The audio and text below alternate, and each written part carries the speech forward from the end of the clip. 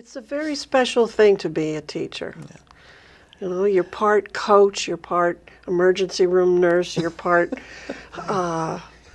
mother, father, disciplinarian, traffic cop. I mean, all different kinds of things but they all boil down to I care about you learning about what I know. Because I can see how it can be helpful to you in life, in profession, in community, right? And that's a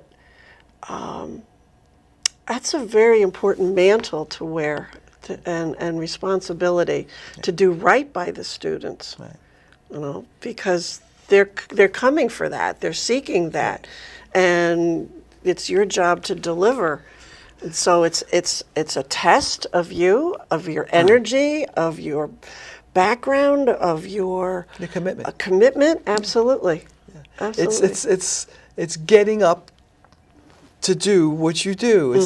It's some people call it a performance, some people call it whatever. But you know, I don't want to go to work on Monday morning. But when I'm at work on Monday morning, I'm really enjoying myself working with students. And when it clicks in the classroom, you're flying. You're flying. Yeah. It's like when a stone skips across a lake, you're just like bouncing from idea to idea, and you're taking off. That's a great experience. When it works, when it clicks, it is incredible. It doesn't happen in every class. It doesn't happen all the time, but when it does, I think people outside of the teaching discipline don't really understand that. They think of teaching as, it's like teaching grade school. It's like 9 to 3, summers off, and you know, vacation. Like, no, it's nothing like that at all. Like, why do you want to do that? Like, why don't you do this for real? It's like, hello, I've done this for real. I've had experience in the professional world. I started teaching, and I really liked teaching, so I started to do it for real. You know, for the long term. I didn't realize it was going to last as long as it did, and I'm very happy it did. And Mercy wasn't my first stop. I mean, I had about 10 years or so of teaching experience before Mercy at a couple of different colleges. And so when I got to Mercy, I had to build the curriculum. You know, so I took all these courses that I used to teach at those schools and tailor them and to fit the Mercy curriculum, and then build a program, and then from that, you know, start to build internships and the whole thing.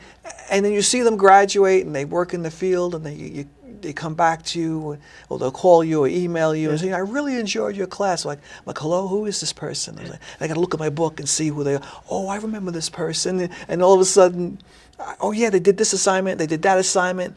And I'm talking to the person while I'm looking in the roster book to look at their name and look at the assignments and look at the grades, and say, oh, I remember this. Or nowadays it's email. We're going through email, and students email me a year or two later after I graduate, telling me they had such a great experience in the program and with my classes, and I'm like humbled by that. I'm embarrassed. I'm humbled. I was like, wow, I had such an influence on their lives, you know. And so you know, when I get up in the morning to go to work to teach a class, before I walk into the building, I really step it up to the top notch and say, okay, you're going on now, and you got to be really good, because they've never seen you do this before. And so for them, it's the first time, and it's got to be the best time. Right. For me, it's like, you know, the 4,000 times, right?